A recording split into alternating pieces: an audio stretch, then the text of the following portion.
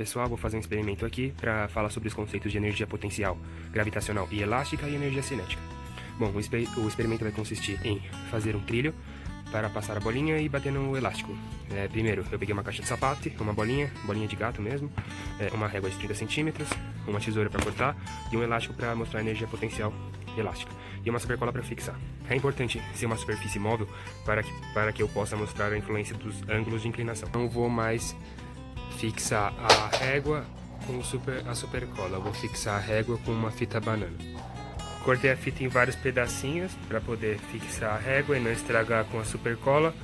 Eu coloquei um pedaço de fita aqui e um pedaço de fita atrás da régua, para poder fixar os elásticos. Agora a superfície está pronta, o trilho, o elástico. É importante o elástico ficar bem no meio da superfície aqui, para a bola não passar nem por baixo e nem por cima quando ela for ricochetear no elástico. Então agora vamos para o experimento. E o primeiro experimento vai ser com uma bolinha. Vamos pesar ela. Essa bolinha é de 19 gramas, 0,019 quilos, ou 18. Bom, vamos colocar no trilho. Vou aplicar uma força. Bom, nesse caso as forças que agem sobre a bolinha são apenas a força-peso dela, a força normal e a minha força que eu estou aplicando, desconsiderando o atrito. E como não há movimento na vertical, a resultante da vertical equivale a um vetor nulo, pela primeira lei de Newton. Então, não há movimento na vertical.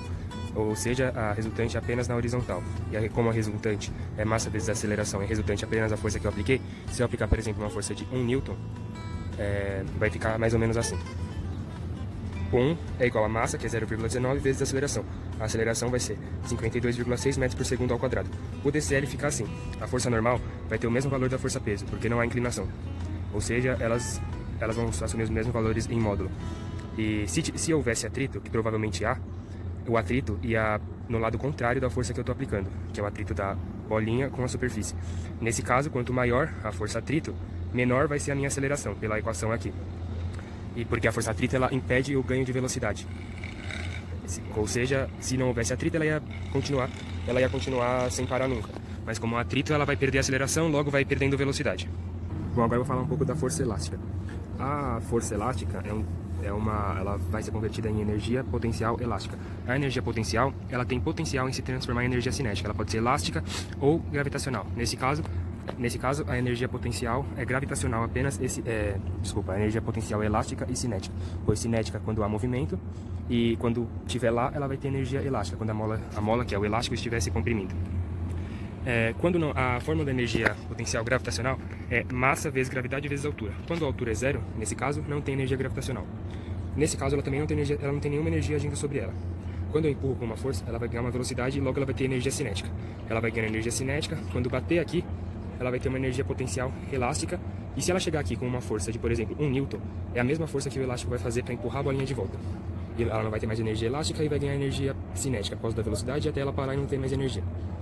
Enfim, a força elástica, a força do elástico, ela vai ser a constante elástica vezes o deslocamento que ela sofreu.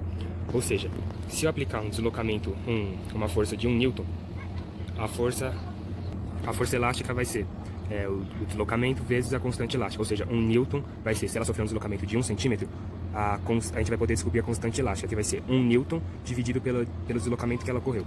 Quanto maior o deslocamento, maior vai ser a força elástica. Quanto maior a constante elástica, menor vai ser o deslocamento, porque a constante elástica vai da rigidez do elástico. Ou seja, quanto mais rígido for o elástico, menor vai ser o deslocamento, ou maior vai ter que ser a força para adquirir um determinado deslocamento. E o deslocamento, ele é sempre quanto menor a força elástica, quanto menor a constante elástica, mais o elástico vai poder ser comprimido e eu vou poder puxar e comprimir ele com maior facilidade, ou seja, o deslocamento vai ser maior. Quanto menor a constante elástica, maior o comprimento em um determinado sistema. Bom, agora vamos fazer o teste com um plano inclinado de, por exemplo, 10 graus. Bom, agora a bolinha ela não volta tanto devido às forças que agem sobre ela serem diferentes. Nesse caso, o diagrama do corpo livre vai ser, como ela vai estar inclinado, vai ser assim. A força normal, ela é perpendicular à superfície, ou seja, ela vai sempre estar no sentido contrário da superfície, e a força-peso vai estar apontando sempre para o centro de gravidade da Terra, e devido à inclinação, vai ser desse jeito, com uma inclinação de 10 graus. A resultante, nesse caso, vai ser o componente x da força-peso, que é peso vezes o seno da inclinação. Como a resultante é massa vezes aceleração, a gente iguala os dois pela segunda lei de Newton, aí vai ficar mg, seno da inclinação, é igual a massa vezes a aceleração. Logo, a gente pode observar que a massa pode ser cortada, e a aceleração vai depender apenas da gravidade e do ângulo da inclinação. Ou seja, a massa não influencia. Não vai influenciar no experimento. Sobre o ângulo da inclinação, ele pode variar de 0 até 90 graus, quase 90, né? 90 já chega a ser uma queda livre. Quando o ângulo de inclinação por exemplo, o seno de um ângulo varia de 0 até 1. O maior valor vai ser quando chegar em 90 graus, pois o seno de 90 é 1. Aí a aceleração vai ser apenas a força da gravidade, que é 9,81 metros por segundo ao quadrado. E vai ser uma queda livre. Ou seja, quanto mais perto de ser uma queda livre, maior vai ser a aceleração. E quanto mais perto de estar reto com a superfície, menor vai ser a aceleração. Nesse caso não tem aceleração, porque não tem inclinação. Analisando as energias que agem, nesse caso tem uma altura. Logo, ela vai ter uma energia potencial gravitacional. Porque sempre que tem altura, tem energia potencial gravitacional. A única força que está agindo aqui é a componente X componente X da força-peso, que é a única força que vai agir nesse caso. E aí tem energia potencial gravitacional, e quando eu soltar ela vai se transformar em energia cinética, e vai indo com a velocidade da energia cinética, e conforme ela vai chegando mais perto do solo, ela vai transformando energia potencial gravitacional em cinética, até chegar aqui, onde a velocidade vai ser máxima, e a energia potencial gravitacional não vai haver mais, é só cinética. Assim que ela bater, ela vai pegar a energia potencial também elástica e vai transformar de novo em energia cinética, e conforme ela vai subindo, ela vai ganhando energia potencial gravitacional.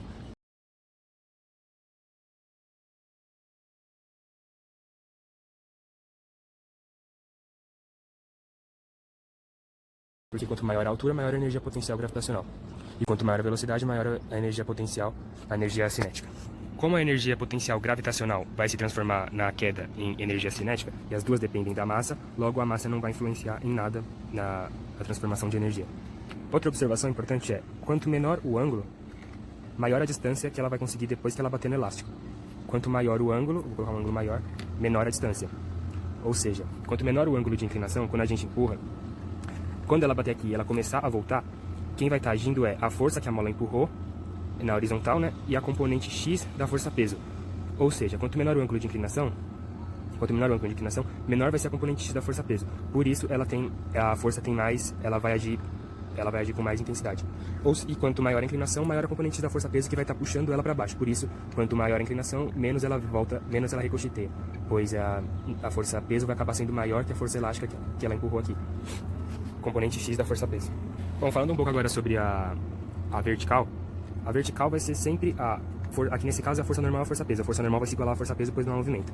Quando há movimento, ele vai ser só na horizontal. Na vertical não vai ter movimento, ou seja, a força normal continua no sentido contrário da superfície, a força-peso para o centro de gravidade da Terra. E a força normal sempre vai ser a componente Y da força-peso. Ou seja, quanto maior o ângulo de inclinação, menor a força normal. E quanto menor o ângulo de inclinação, maior a força normal. Quanto maior a força normal, maior a força atrito vai poder agir, pois a força atrito é no contato da superfície. A força atrito é μ, estático ou cinético, vezes a força normal. E quanto maior a força normal, como eu disse, maior vai ser a força atrito. Sobre o coeficiente de atrito, o estático, por exemplo, se essa bolinha tem um coeficiente de atrito de, por exemplo, um coeficiente de atrito de 100, a força atrito vai ser 100 vezes a força normal, que a força normal vai ser a mesma força-peso dessa bolinha. Se eu não consigo empurrar, o coeficiente de atrito estático, quanto mais eu empurro, maior vai ser o coeficiente de atrito estático, ele tem um valor máximo, mas ele não tem um valor fixo, ele é conforme eu empurro. Empurrei, a bolinha não saiu do lugar, o coeficiente de atrito vai ter esse valor. Quando eu aplico, se a força de atrito estático é de, por exemplo, 10 newtons, se eu aplicar 10 newtons, ela não vai se mover. Se eu aplicar 10,0001 newtons, aí ela vai começar a se mover, e quem vai começar a entrar em ação é a força atrito cinético, pois tem movimento, e a força atrito estático não tem mais valor. Como eu disse, força atrito estático, por exemplo, essa bolinha, se for 10 newtons, se eu aplicar 1 newton, ela vai ser 1 newton, 2 newtons vai ser 2 newtons, até 10 newtons vai ser 10 newtons, 10,1 newtons ela vai começar a ser o atrito cinético. E é importante lembrar que o atrito cinético, ele é sempre menor que o atrito estático, pois é bem mais difícil você começar a empurrar alguma coisa para tirar do lugar, depois que tira do lugar fica mais fácil. Por isso o cinético é menor que o estático.